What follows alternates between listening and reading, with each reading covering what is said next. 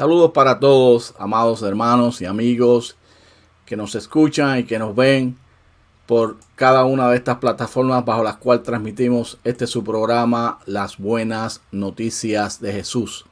Este es su hermano y amigo Mickey Rivera, dándole un caluroso saludo en el nombre del Señor. Hemos estado discutiendo en los programas anteriores acerca del libro de los Hechos. Y durante el primer programa introdujimos el libro, hablamos de quién era el autor, estuvimos hablando acerca de la fecha en que se escribe el libro y un poquito más acerca de quién era Lucas, el autor de este libro. Durante la semana pasada hablamos acerca del capítulo 1 del libro, hablamos acerca del capítulo 2 del libro y hablamos también acerca del capítulo 3 del libro. Cuando estuvimos hablando acerca del capítulo 3, estuvimos mencionando la curación del cojo y el mensaje de Pedro allí en el capítulo 3. Finalmente nos introdujimos al capítulo 4, donde vimos el arresto de Pedro y de Juan, y luego cuando ellos son traídos delante del concilio y hablan al Sanedrín acerca de lo que Dios ha hecho a través de Jesús, lo que Jesús hizo en la tierra, su resurrección y cómo Dios lo levantó de los muertos para que ahora en el nombre de Jesús toda lengua confiese que es el Señor. Y menciona allí también Pedro en el capítulo 12 que en ninguno otro hay salvación, porque no hay otro nombre bajo el cielo dado a los hombres en que podamos ser salvos. Durante la transmisión de este programa, entonces vamos a estar hablando de el capítulo 4, los versos 32 al capítulo 5, verso 11. Lo que vamos a estar viendo allí, como menciona este subtítulo, es la comunidad de los bienes. Del verso 32 en adelante, vemos que todos los creyentes para ese tiempo, la iglesia naciente, está surgiendo de una manera poderosa, haciendo milagros y prodigios y señales, pero a la misma vez la iglesia está siendo perseguida por el cuerpo rigente, que es el Sanedrín. El Sanedrín tiene celos de lo que está aconteciendo, de lo que está pasando, y regido por los sumos sacerdotes, por los fariseos, por los saduceos, los esenios, los ancianos y otros más, se oponen tenazmente a que se hable acerca del nombre de Jesús. Pero los discípulos están muy decididos, llenos del poder del Espíritu Santo, a seguir proclamando la palabra del Señor, y le han mencionado claramente que van a obedecer a Dios antes que a los hombres. Pero en esos versos que podemos ver ahí del 32 en adelante, vamos a ver que esta comunidad de creyentes era de un solo sentir y que nadie consideraba que lo que tenían era solo suyo, sino que lo traían a los pies de los apóstoles, y los que tenían necesidad, pues le era repartido lo que ellos necesitaban para que así nadie pasara necesidad, valga la redundancia. No había ninguna necesidad en la comunidad. Los que tenían casas las vendían, traían el dinero de las ventas a los apóstoles, y los apóstoles distribuían a cada uno según su necesidad. Nos menciona el verso 35 del capítulo 2. Y aquí en el verso 36 hay un verso muy importante, porque se introduce un personaje llamado Bernabé. Dice que uno de los nombres de Bernabé era José, que era natural de Chipre, y que los apóstoles lo llamaban Bernabé, que quiere decir consolador.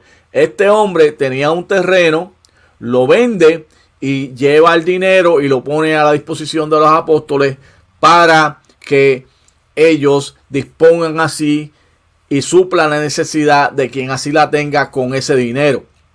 Y cuando entonces entramos al capítulo número 5 de los Hechos, se da uno de los acontecimientos más interesantes que podamos encontrar en este libro.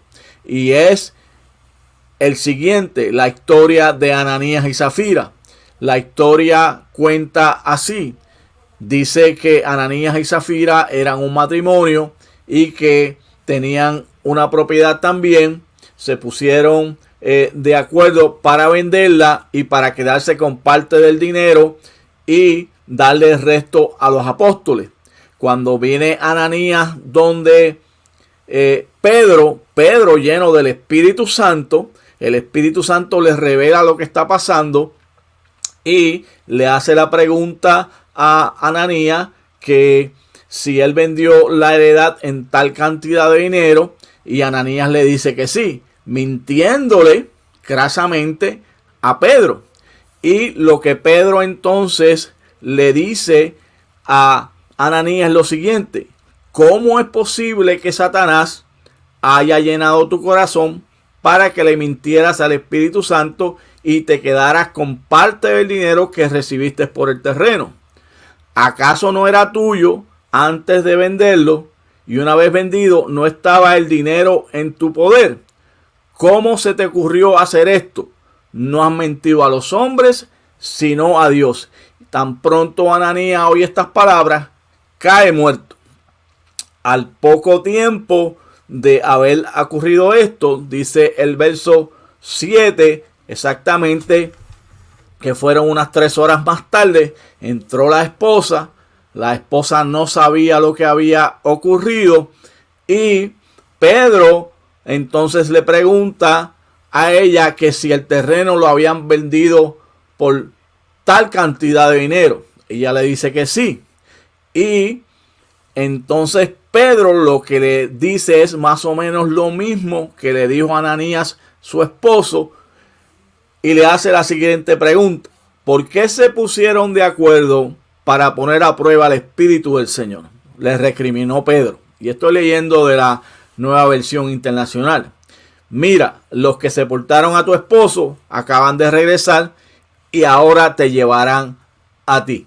Y dice el verso 10 que allí mismo cayó muerto. Y entonces unos jóvenes, que el trabajo de estos jóvenes había sido sacar primeramente a Ananías después que muere, y ahora al regresar entonces se dan cuenta que Zafira también había muerto y la sacan también a ella. Ahora, la pregunta que nos hacemos es: ¿qué es esto que aconteció y por qué acontece? Ciertamente es un castigo severo, es un castigo único el que Dios lleva a cabo contra Ananías y Zafira, y ellos mueren. Fíjense ustedes, para poder entender lo que ha acontecido aquí, tenemos que ver el trasfondo de lo que estaba pasando con la iglesia. Le mencioné allí en el capítulo 4 que la iglesia tenía todo en un mismo sentir. Todas las posesiones eran como si fueran una. Nadie padecía necesidad. Por lo tanto, era una iglesia unida que estaba impactando al pueblo y que estaba dando un testimonio poderoso al pueblo. Ahora, a través de esta mentira de Ananías y Zafira, se amenazaba esa unidad y se amenazaba ese sentir que tenían ellos de ser un solo cuerpo. Si Dios permitía que esto sucediera, el testimonio de la unidad y de la veracidad de donar los bienes voluntariamente, como lo estaban haciendo todos los discípulos en ese momento, iba a ser amenazado, y el testimonio de la iglesia naciente se iba a afectar ante la comunidad, porque iba a haber mentira. Así que Dios prefiere emitir un juicio para que esto no suceda. Por lo tanto, nosotros tenemos que tener mucho cuidado con cuando le ofrecemos algo a Dios, o cuando no cumplimos con Dios, o mintiéndole a Dios, porque ciertamente puede venir un juicio poderoso de parte de Dios, y tal vez no sea el caso de Ananías y Zafira, que ambos mueren, pero siempre va a tener sus consecuencias. Así que esta es la enseñanza y este es el propósito de lo que sucede con esta situación de Ananías y Zafira. Continuamos entonces con nuestro próximo subtítulo y es el arresto de los apóstoles. Vamos a ver entonces que después que sucede todo esto, los versos 12 en adelante, hay un pequeño pasaje de unos 4 versos que es bien importante porque vamos a ver cómo la iglesia sigue dando testimonio del poder del Espíritu Santo y allí los apóstoles sanan a muchas personas. Dice así estos versos: por medio de los apóstoles ocurrían muchas señales y prodigios entre el pueblo, y todos los creyentes se reunían de común acuerdo en el pórtico de Salomón. Fíjense ustedes que el pórtico de Salomón es una de las puertas que dan al templo, bajo el cual había tomado lugar los eventos también relacionados a la curación del cojo. Primero estaba en la puerta de la Hermosa, pero entonces luego se reúnen allí bajo el pórtico de Salomón. Y el templo tenía varias puertas y una de estas puertas los apóstoles se reunían allí a compartir el evangelio de Jesucristo. Hay algo importante que tenemos que tomar en consideración y es que los apóstoles iban al templo para hablar de Jesucristo. Ya ellos no iban a sacrificar porque sabían que el Cordero Pascual, que es Jesús, había hecho un sacrificio de una vez y por todas. Así que ellos no están ofreciendo sacrificio. Ellos aprovechaban para ir al templo, como lo hicieron en el capítulo 3 a la hora de la oración, y aprovechaban para ir al templo a la hora de los sacrificios porque el templo estaba lleno y así ellos podían dar testimonio de lo que Jesús había hecho y cómo Jesús había resucitado. Y mientras ellos se encuentran allí en el pórtico de Salomón, dice el verso 13 que nadie entre el pueblo se atrevía a juntarse con ellos, aunque los elogiaban, y seguía aumentando el número de los que confiaban en el Señor. Era tal la multitud de hombres y mujeres que sacaban los enfermos a las plazas, los ponían en camillas para que al pasar Pedro, por lo menos su sombra cayera sobre algunos de ellos. Era tanto y tanto y tanto el poder del Espíritu Santo en la vida de Pedro, que aún la sombra de Pedro era utilizada por Dios para sanar a algunos de los enfermos. También de los pueblos vecinos a Jerusalén acudían multitudes que llevaban personas enfermas y atormentadas por espíritus malignos, y todas eran sanadas. Aún de los pueblos vecinos venían personas, traían los enfermos, traían a los atormentados y todas eran sanas. Y estos 4 versos nos dan un testimonio también poderoso de cómo la llenura del Espíritu, que es algo que vimos también en Hechos capítulo 4, verso 31, como esa llenura del Espíritu se podía volver a dar y era algo continuo. En Hechos capítulo 2 vimos que cae la llenura del Espíritu sobre los apóstoles, los discípulos. En Hechos capítulo 4, verso 31, vamos a ver que nuevamente cuando ellos son amenazados hay una llenura del Espíritu después de la oración de ellos. Y vamos a ver también en estos versos, allí en el capítulo 5, que todavía esa llenura del Espíritu está, a tal modo que muchas maravillas, muchas señales, muchas sanidades, muchas liberaciones se hacían a través de los apóstoles. Ahora, cuando todo esto se va dando, el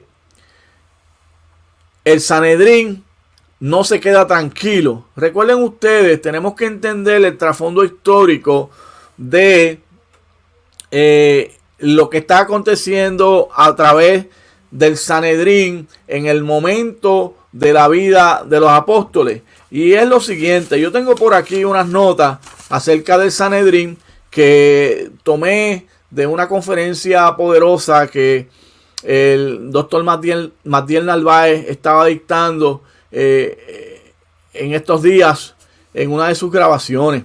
Y es lo siguiente: El Sanedrín es como el Tribunal Supremo para el tiempo de Israel. El Gran Sanedrín era la estructura religiosa judía en el templo, el cual era su cuartel general. El sumo sacerdote era electo por los romanos, entiéndase por el emperador, y el procurador romano, Poncio Pilato, y el procurador judío era Caifás. ¿Qué pasa? Esta organización del Sanedrín era una organización encargada de enseñar la ley, de imponer la ley, e interpretar y enmendar la ley. Y estaba compuesta por diferentes grupos religiosos. En este grupo del Sanedrín había unas 70 sillas, y los grupos religiosos que componían el Sanedrín eran los fariseos, los saduceos, los ancianos, los escribas, los sacerdotes y los esenios. Fíjense ustedes que este grupo tenía el poder para decidir lo que se hacía acerca de la ley. Y uno de los grupos del Sanedrín eran los saduceos, y los saduceos no creían en la resurrección. Ese es el problema que tuvo Pedro y Juan cuando la curación del cojo, que son llevados a la cárcel y que al otro día ya habían tenido que estar delante del Sanedrín. Pero en esta ocasión dice el verso 17 que ellos se llenaron de envidia y arrestaron a los apóstoles.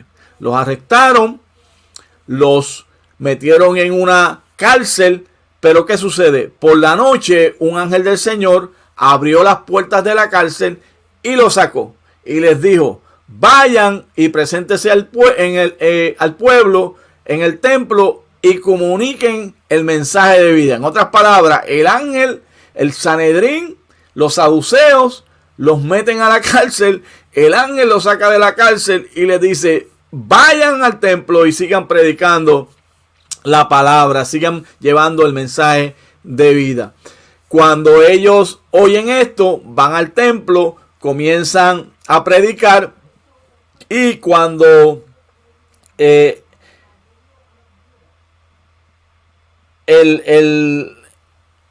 jefe de la cárcel manda a buscarlo, no los encuentra ahí, y cuando le dicen que están en el templo predicando, la pregunta que ellos se hacen es: ¿en qué va a parar todo esto? ¿En qué va a parar todo esto? ¿Dónde vamos a llegar con toda esta situación que se está presentando de unos discípulos hablando de Jesús, que es el Mesías, y de Jesús que ha resucitado, que Jesús sana, que Jesús liberta?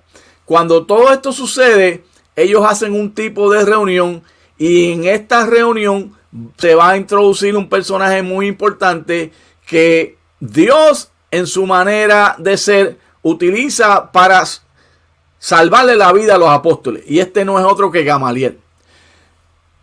Ellos están tratando qué van a hacer con ellos, y le preguntan a Gamaliel qué deberían de hacer. Gamaliel les menciona que con anterioridad se habían levantado unos grupos subversivos. Era Teudas uno de ellos, y el otro de ellos Judas el Galileo, y que después de un cierto tiempo y morir ellos, los seguidores de ellos se habían esparcido. Y le dice unas palabras con luz: miren, déjenlos tranquilos a ellos, porque si esto es de los hombres, va a desaparecer. Pero si es de Dios, ustedes se van a encontrar peleando contra Dios y no van a poder. Cuando eso sucede y Gamaliel les menciona esto, trajeron los apóstoles nuevamente delante de ellos, los azotaron y le ordenaron que no hablaran más en el nombre de Jesús, y los dejan ir. Así que cuando esto sucede, los apóstoles salen llenos y gozosos del concilio. El concilio es la reunión de todos ellos, o el consejo, como le llama la versión Nueva Internacional, y estaban contentos y estaban gozosos y estaban alegres de que habían podido proclamar y habían podido a la vez sufrir por el nombre de Jesús. De manera que no hay nada que puedan hacer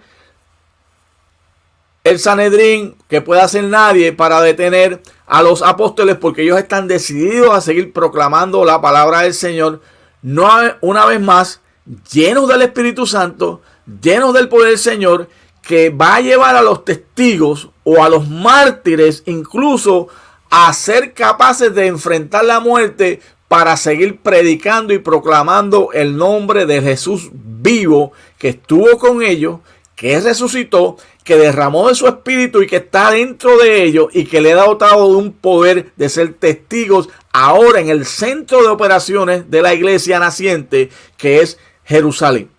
Y fíjense ustedes lo contrario a la reacción de los apóstoles y los discípulos a lo que nosotros como iglesia hoy día hacemos. Cuando hay persecución, por lo general, en vez de unirnos, de orar, de ser llenos del Espíritu y seguir proclamando, a veces dejamos de ser testigos eficientes del Evangelio donde nos estamos desempeñando. Y uno de los principios bíblicos que debemos de aprender de esta iglesia naciente ya en este capítulo 5, que ni siquiera han transcurrido los otros 23 capítulos, es que la iglesia moderna debe estar tan y tan llena del Espíritu Santo que debe es ser capaz de gozarse y alegrarse también cuando es perseguida y llevar el evangelio aún al punto de ser mártires por el Jesús que dio su vida por nosotros. Vamos entonces a continuar y ver lo que sucede en los próximos capítulos. Vamos entonces al capítulo número 6. En el capítulo número 6 vamos a ver la selección de los 7. ¿Quiénes son estos 7? Bueno, se está dando una situación en esta iglesia naciente también, y es que ellos estaban atendiendo a las viudas y le estaban dando diariamente alimento.